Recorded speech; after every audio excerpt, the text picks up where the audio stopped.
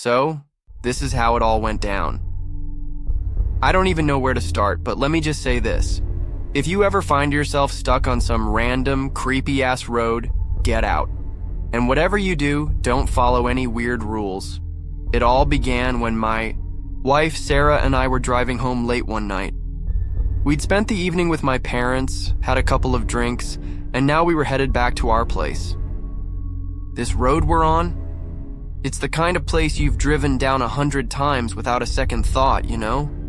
Empty, dark, no streetlights, nothing to freak you out.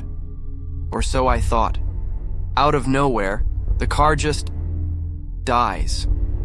Like 1 minute. We're cruising along, and the next, we're stuck on this road with no signal, no lights, and no way out. At first, I thought it was the car, but I tried starting it up a couple of times and got nothing.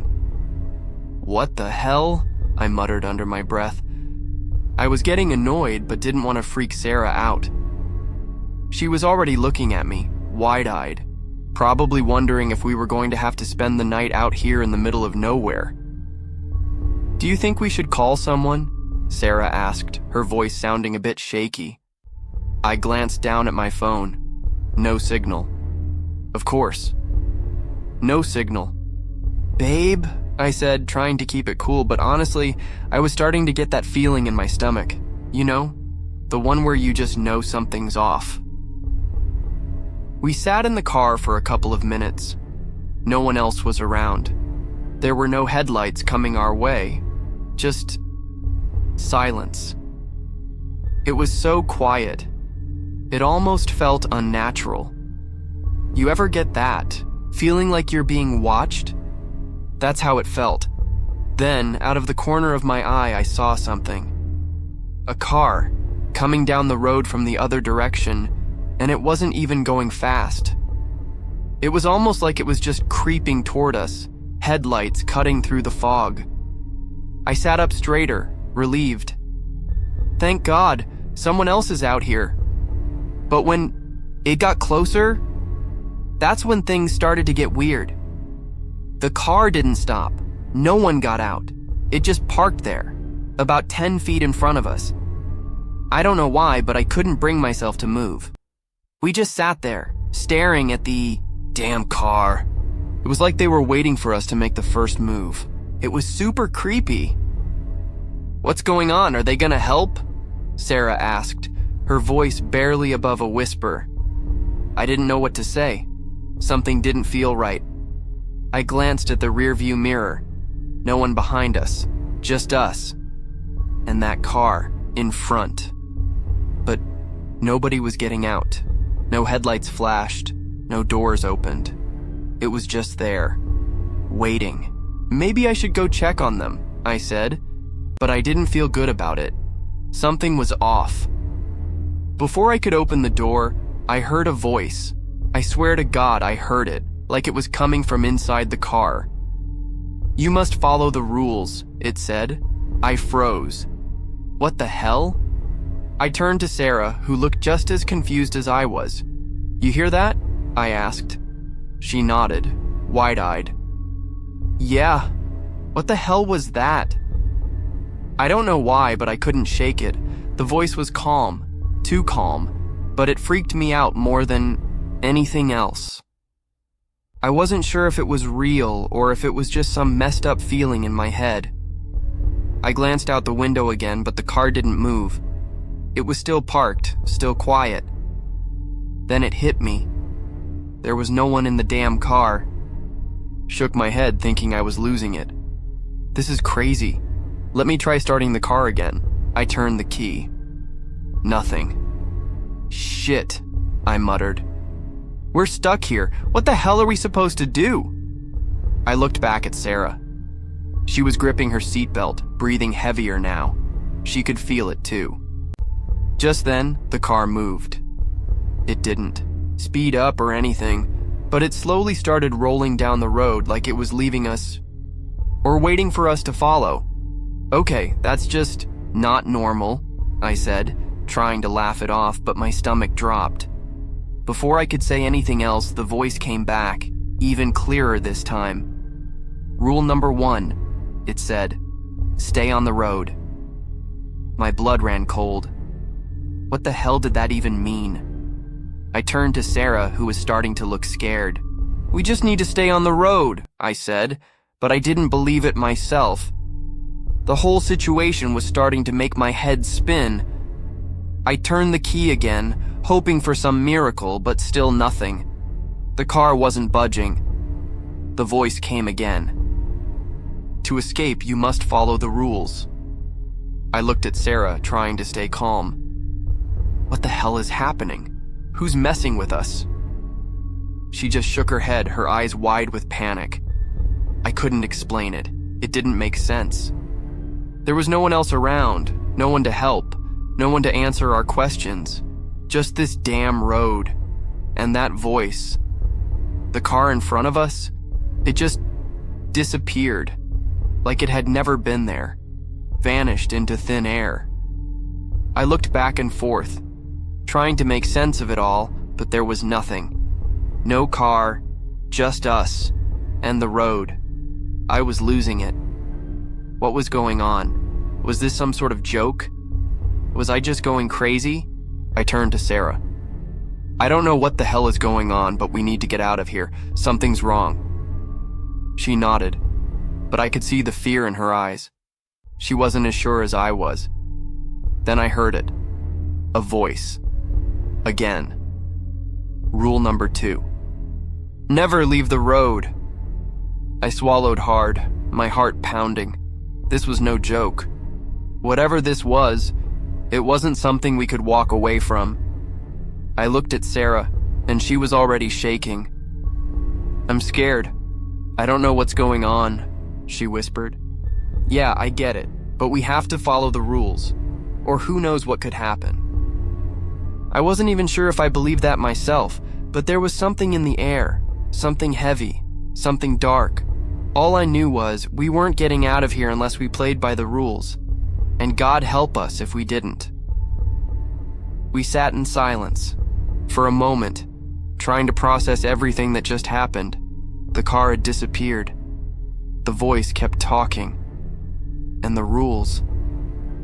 What the hell was all of this about? We couldn't just sit there all night. We needed to figure out what was going on and how to get out of this mess. But the more I thought about it, the more I realized we didn't have any choices. We couldn't leave. We couldn't break the rules. "Do you think the road's alive or something?" Sarah asked, her voice barely above a whisper. I shook my head, but deep down I was starting to think maybe she was onto something. Because this didn't feel like a normal car breakdown. "Okay, we need to stay calm," I said, trying to sound more confident than I actually felt. "Let's just follow the rules. Let's see what happens next." I was trying to reassure her, myself more than her, but she nodded, not looking convinced. We both sat there in the dark, the cold creeping into the car. The wind howled outside, but everything felt still, too still. And the longer we stayed there, the heavier the air got. Like something was pressing down on us, something we couldn't see but could feel all around us. "Are we just supposed to wait here?" Sarah asked, her voice tight. I had no idea, but I wasn't about to sit there doing nothing. "Maybe we should try walking down the road," I said. "Maybe the car will start if we can find some kind of signal." I didn't even believe that myself. What was I even thinking? The road had already talked to us. It wasn't just some random breakdown anymore. This was something else entirely. But Sarah looked at me with that worried expression, like she was trying to figure out if I was losing my mind. "Yeah, I don't know," she said, glancing out the window nervously.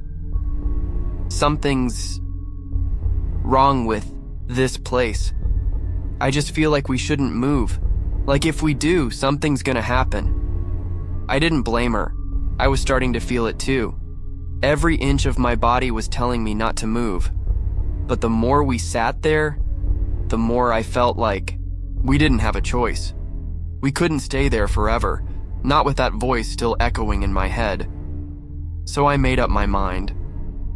"We need to get out of the car," I said firmly, even though my hands were shaking. "We can't just wait here. We'll follow the rules, whatever they are, but we're gonna walk down this damn road." Sarah didn't argue, but she didn't look happy about it. She grabbed my hand as we both got out of the car and stepped onto the road. The instant my feet hit the ground, it felt like I'd stepped into another world. The air was thick. The trees loomed over us, their branches stretching out like arms, almost like they were reaching for us. "Okay, just stay close to me," I said, trying to keep it together, even though I was freaking out on the inside. We walked, our footsteps the only sound for miles. My eyes kept darting to the sides, scanning the trees, but there was nothing there. Just the shadows. As we walked, I heard something again. A whisper coming from the air around us. "Rule number 2, it said, never leave the road." I froze, but Sarah didn't hear it. She kept walking, not noticing how my heart had just skipped a beat. I looked around, but there was nothing. No one. Just the road, stretching on forever in front of us. "What the hell?" I muttered under my breath.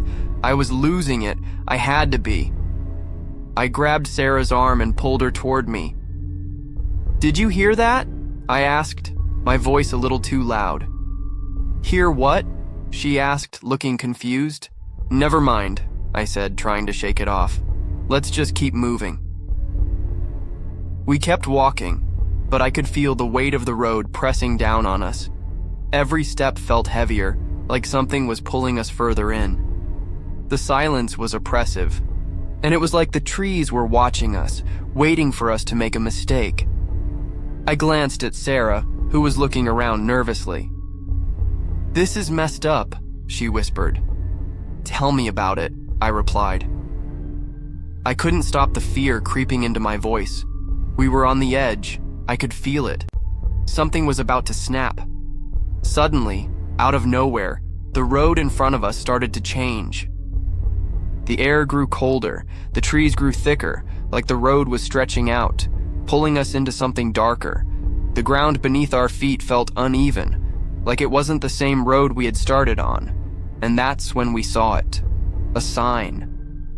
Just standing there in the middle of the road. "Stop," it said, written in jagged letters that seemed to pulse with some kind of strange energy.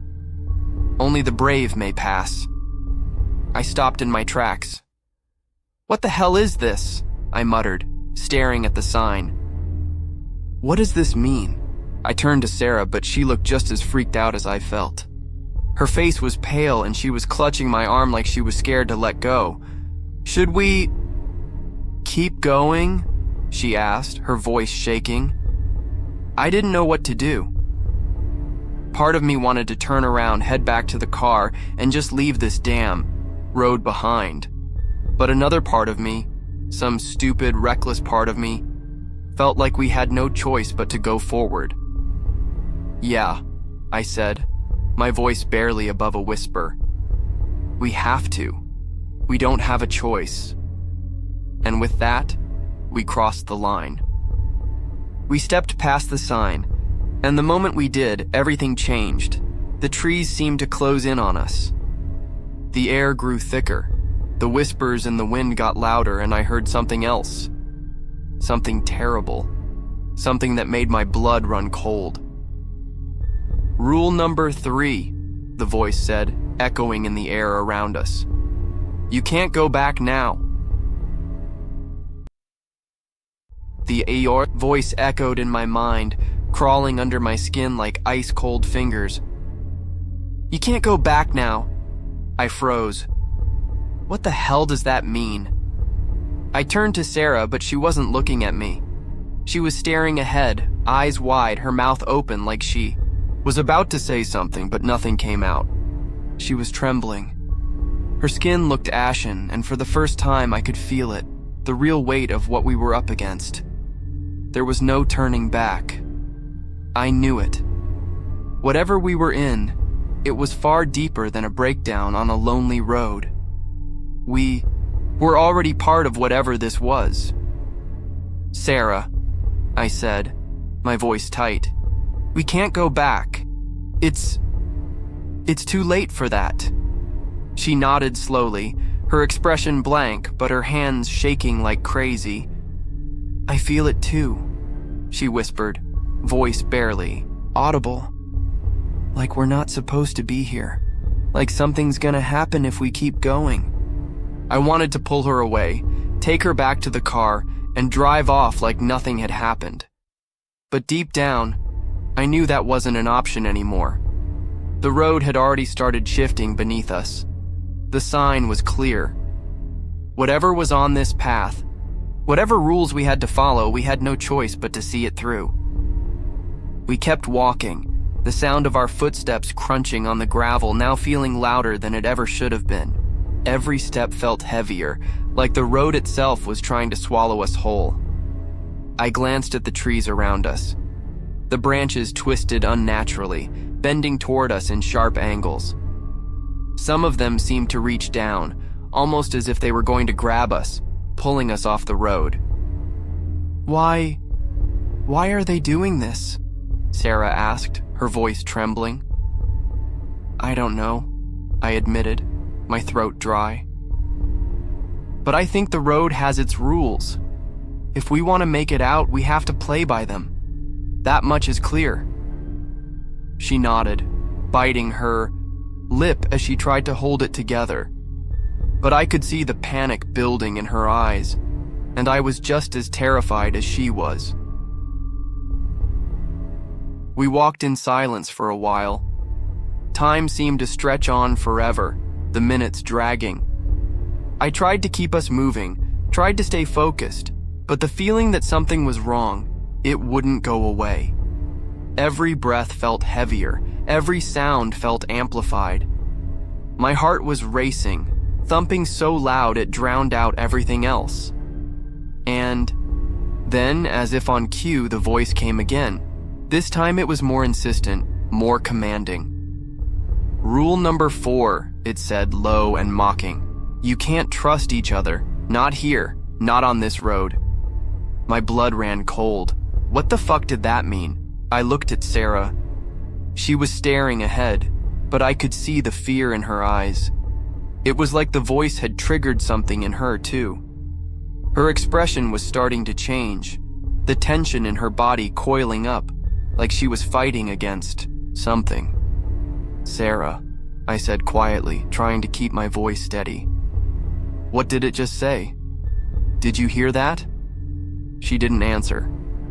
She just kept walking, her steps becoming more erratic, her breathing uneven. She was getting more and more tense, like she was trying to hold back something inside her. I felt a chill run down my spine. Was it happening to her too? Sarah, I said again, louder this time, but she didn't respond. She was changing.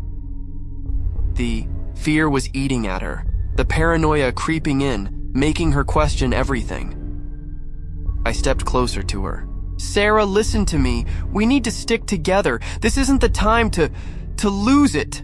She whipped around, her eyes wide and wild. You're not the one who's scared, she snapped, her voice breaking. You think I don't feel it? I hear it too. I took a step back, startled. The change in her was sudden. 1 minute she was holding it together, and the next, it was like she was on the edge, about to break. Sarah, we need to trust each other, I pleaded, but she shook her head violently. How can I trust you? She shouted, her voice trembling with emotion. I don't even know if you're real anymore. This road, it's doing something to us. It's making us think things we shouldn't. I could see it in her eyes, the same fear I was feeling, but it was worse now. She was pulling away from me, like I was the enemy. Like I was a part of whatever was controlling us. What the hell is happening? I took a deep breath and tried to calm myself. I had to stay in control. If I broke down, if I lost it like she was, we'd both be screwed. Look at me, I said, my voice firm, despite the panic bubbling inside me. We can't fall apart, okay? We need each other. That's how we get out of this. For a moment, I thought I saw a flicker of recognition in her eyes, but then it was gone. She took another step away from me, her body tense like a coiled spring. "I don't trust you," she whispered, almost to herself. "I don't trust anyone anymore." I stared at her in disbelief. What the hell is going on? And that's when I heard it. The voice. Again. "Rule number 5, it said. Calm and cold. One of you must leave to survive." I couldn't breathe. My mind was racing. What does that mean? Who's supposed to leave? I turned to Sarah, desperate. "We're not doing this. We'll get through this together." But her eyes, they were different. Now, darker. She took another step back, her gaze hardening. "Maybe we don't have a choice," she said, her voice trembling but fierce. Maybe you're the one who needs to leave." I didn't know what to say. The road, the rules, whatever was happening, it was breaking us apart. I was numb. The words she just said hit me like a truck, knocking the breath right out of me. "Maybe you're the one who needs to leave." I couldn't wrap my head around it. She couldn't possibly mean that, right?